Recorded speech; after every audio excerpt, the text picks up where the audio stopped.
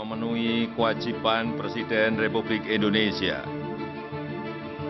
dengan sebaik-baiknya dan seadil-adilnya.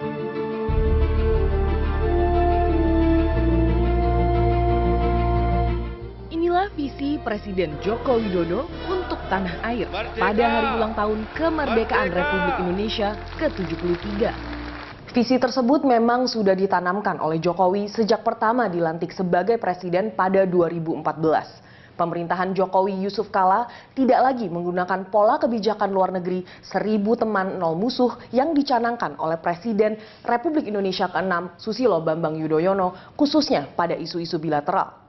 Di bawah pemerintahan Jokowi, Indonesia tidak lagi mengedepankan kepentingan internasional dalam nama solidaritas, pencitraan, dan kedekatan dengan negara-negara sahabat.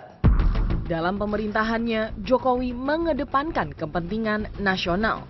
Salah satunya dalam diplomasi ekonomi, yakni lahirnya perundingan perdagangan Indonesia-European Union Comprehensive Partnership Agreement pada 2016 yang bertujuan untuk memperbanyak peluang ekspor produk Indonesia ke pasar Eropa tanpa bea masuk. Pengembangan infrastruktur juga menjadi fokus pemerintahan Jokowi. Kerjasama antara Jepang dan Indonesia membuahkan infrastruktur MRT yang pertama diresmikan pada Maret 2019. Tak hanya itu, kerjasama Belt and Road Initiative dengan Tiongkok juga telah membuahkan infrastruktur kereta cepat Jakarta-Bandung, WUSH, dan pembangunan pelabuhan, jalan raya, hingga pembangkit listrik di berbagai wilayah di Indonesia.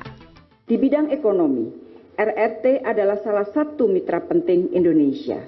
RRT merupakan mitra dagang terbesar bagi Indonesia.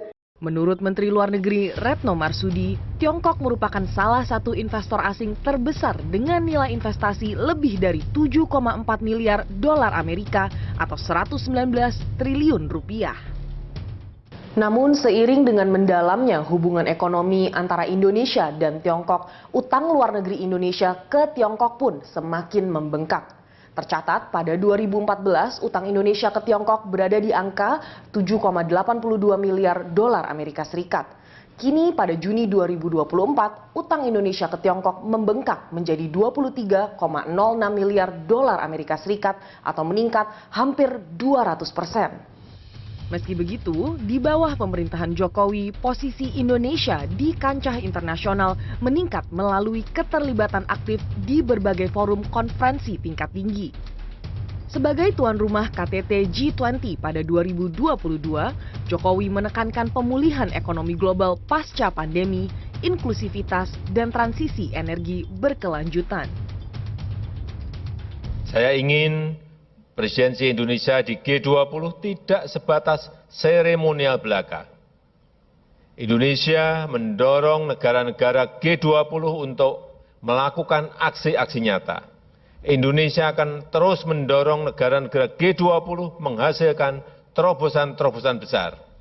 KTT skala internasional juga menjadi ruang bagi Jokowi untuk mendorong diplomasi kemanusiaan dengan cara menyerukan pentingnya perdamaian di kawasan konflik seperti Myanmar, Ukraina, dan Palestina. Indonesia merupakan salah satu negara yang paling vokal mendukung kemerdekaan rakyat Palestina melalui bantuan kemanusiaan dan dukungan politik. I do remember as a foreign minister, that when I was here in 2018, we held the first joint ministerial commission between Indonesia and Palestine. My colleague Retno, presented, the Indonesian side, and we discussed ways how to widen, improve, and deepen our bilateral relations.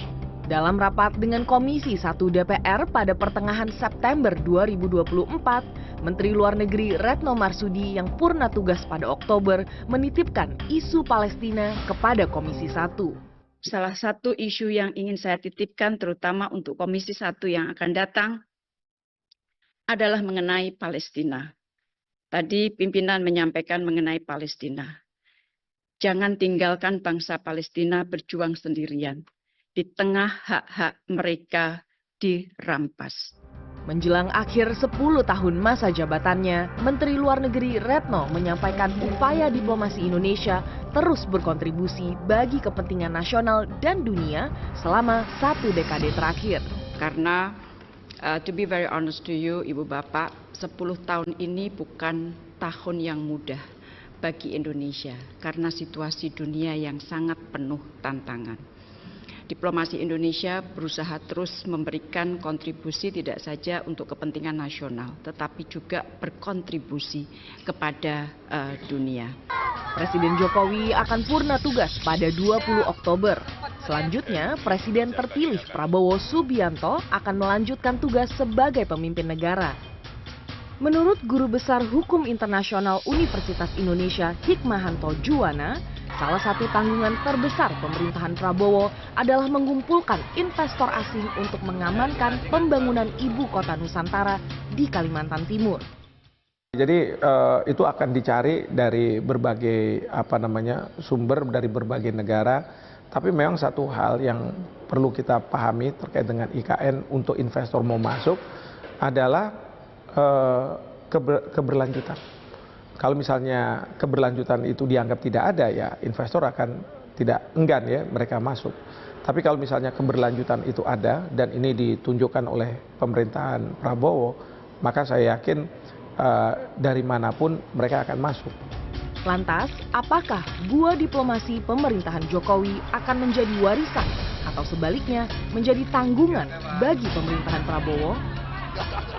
Diplomasi aktif yang dijalankan mulai dari kemitraan strategis hingga peningkatan hubungan perdagangan memang memperkuat posisi Indonesia di mata global.